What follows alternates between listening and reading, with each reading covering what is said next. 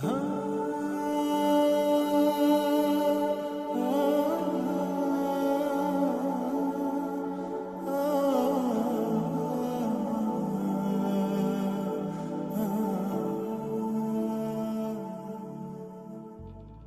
the universe. The second argument we've posed is that Allah makes sense of the design of the universe. And we give a very simple example with the mobile phone. Now, I want to give you another argument, which is the Quran itself. Because I believe the Quran is a proof for the existence of Allah. Because if you could prove this book is from the divine, or you can't find any natural reason for this book, you can't explain it naturally, you can't explain it came from a man, you can't explain it came from anything intelligent within the material world, then the best explanation is it came from the supernatural. The best explanation is that it came from the divine.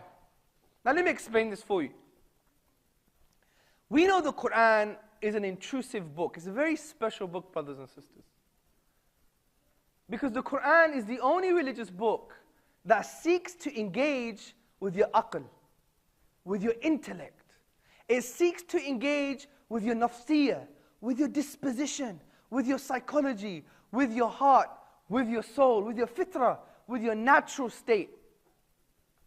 And the Quran does this in a forceful way. But this forcefulness is not negative. It's very positive. Because it does this and it achieves this by answering profound questions. وَفِي أَنفُسِكُمْ أَفَلَا تُبْصِرُونَ. And within themselves, do they not see? أَوَلَمْ يَتَفَكَّرُوا فِي أَنفُسِهِمْ. Do they not reflect within themselves? أَفَلَا يَنْظُرُونَ إِلَى الْإِبِلِ كَيْفَ خُلِقَتْ. Have you not seen the camel and how it was created? وَكَذَلِكَ نُفَصِّلُ الْآيَاتِ لِقَوْمٍ يَتَفَكَّرُونَ. And thus do we explain our signs and evidences in detail for those who reflect. يَتَفَكَّرُونَ. Coming from the Arabic triliteral stem, the root of Arabic, فَكَرَى, which we know, according to the classical dictionaries, has a meaning of the thing that you're reflecting upon. Don't do it in a shallow way. The thing that you're reflecting upon, be deep. Understand the implication of what this thing is. What does it mean? So the Quran calls for deep thinking. So we see the Quran is a book for a thinking human being. It encourages thinking. It really plays with our mind with good questions about man, life, and the universe. And it also gives us things to think about our own self, reflecting within ourselves. Now you may think, wow, amazing book. An atheist might say, that's a very interesting book. It makes you think. It asks questions. It doesn't say believe just because I said so. It's not based on blind faith.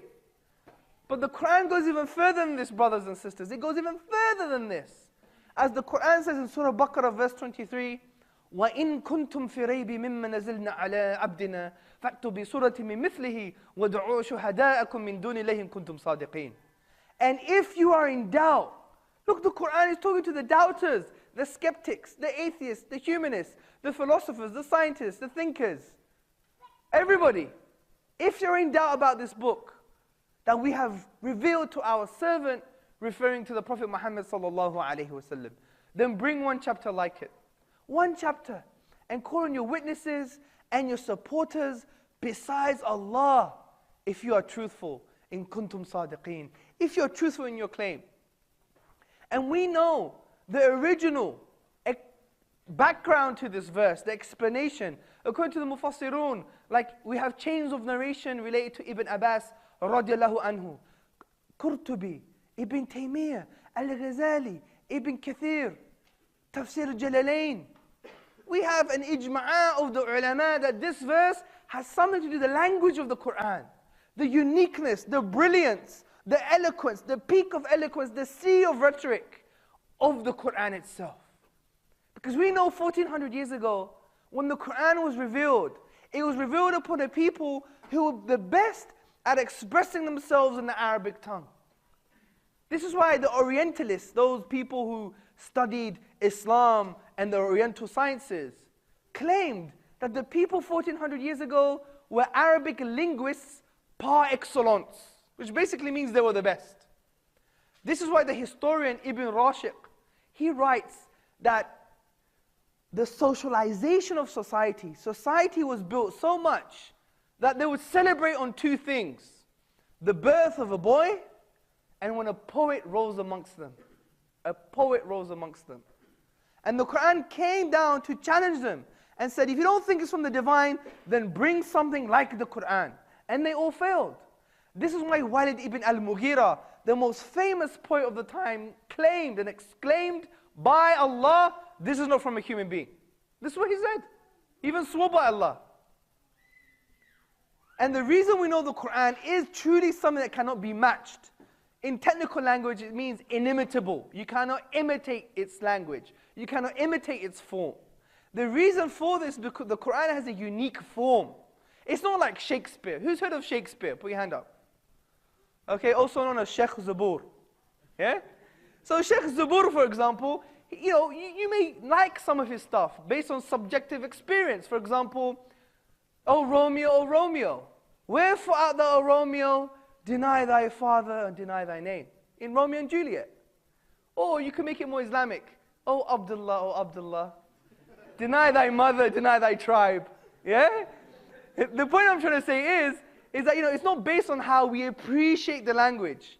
The Quran is an eloquent book. It is a peak of eloquence. But it's also unique in the mechanics of the language, the form of the language. This is why the Orientalist A.J. Arbery, he said the Quran is a unique fusion of poetry and prose. Because the Quran cannot be described as poetry, because it doesn't conform to any of the Arabic rhythmical patterns called al-bihar. We also know it cannot be prose, because it's not straightforward speech, and it's not rhyme prose. Rather, it's Quran. This is why David J. Stewart, which is the only Orientalist of our modern times discussing the unique form of the Quran, says the Quran is none of these things, it's unique. This is why it hasn't been matched. Now you may think, I have to know Arabic to appreciate this. I have to know Arabic to know that the Quran is a linguistic miracle. No, you don't. And I want you to take this journey with me. I want you guys to put your hand up if you believe that Greece as a country exists. We all believe that Greece exists. I ask you a question. How do you know? Who's been to Greece before? Oh my God, none of you have been to Greece before? But you believe Greece exists? Now you may say, but I've seen it on a map, Hamza. Okay, so if I took this book and imagine it's a map, and I drew a map, and in the Pacific Ocean, I put a triangle. And on that triangle I said, this is the island, and it's called Fufula. And I'm from the island, I'm a Fufulonian. Would you believe me? Now, have you spoken to a Greek person before? In Greece? No. So how do you know, brothers? You have yaqeen. You have certainty that Greece does exist. How do you know? Videos. So if I made a video of the Fufulonians, yeah, would you believe me? Just because you saw a video?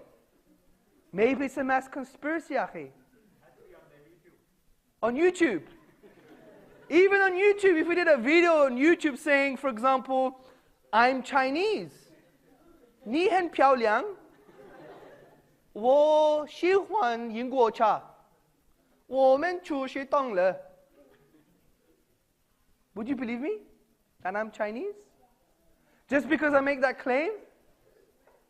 So what?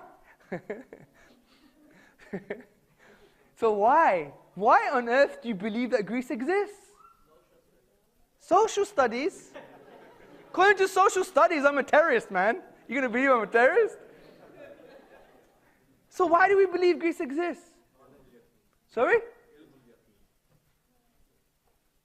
You're close. The uncle was talking about the certain knowledge. But how do we know? Yes.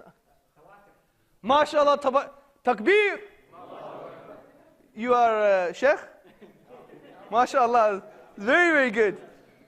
The uncle was saying is tawatur, which basically means it's the science of mutawatir reporting, which is recurrent reporting. It's basically testimony. It's been testified by so many different people at different times and places that never met each other. To claim Greece doesn't exist would be claiming a mass conspiracy. This is why, for example, C.A. Cody in his book Testimony, he raises this issue and says, we don't even truly know that the world is round. But we know we'll be mad if we claim it's flat. Because you've never felt the world before, have you?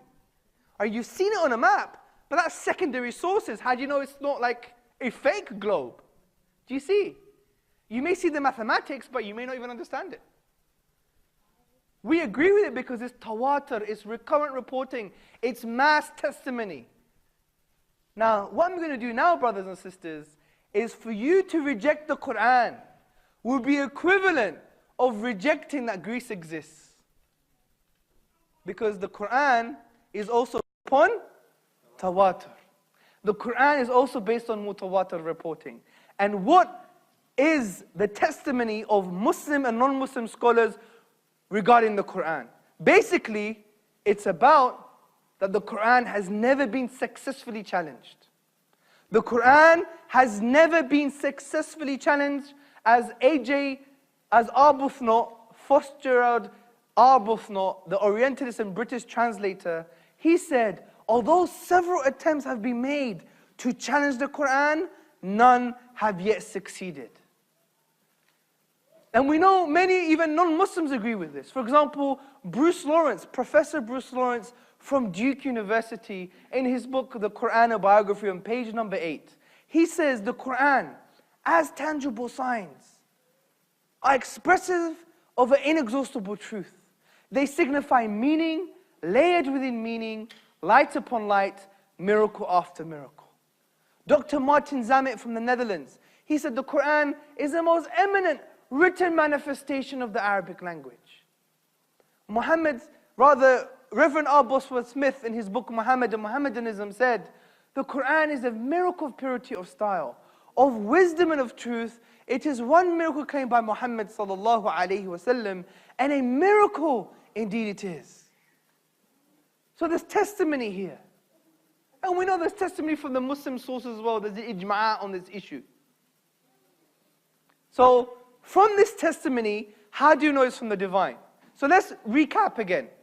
The tawatur, the mutawatir report, the mass testimony is no one has been able to challenge the Qur'an.